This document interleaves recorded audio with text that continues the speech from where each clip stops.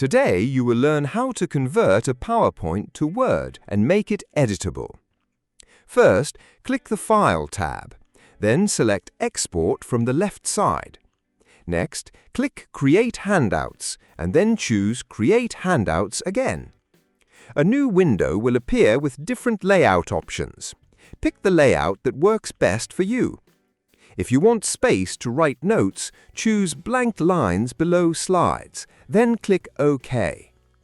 If you want your Word document to automatically update whenever you make changes to the original PowerPoint presentation, select Paste Link instead of Paste before clicking OK. PowerPoint will now create and open a new Word document automatically.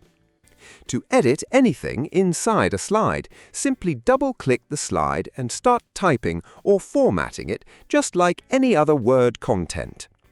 If you chose the blank lines below slides layout, you'll also have extra space under each slide for notes. And if your PowerPoint already had speaker notes and you selected a notes layout, those notes will appear in the Word document as well. That's it. If this video helped you, don't forget to like and subscribe.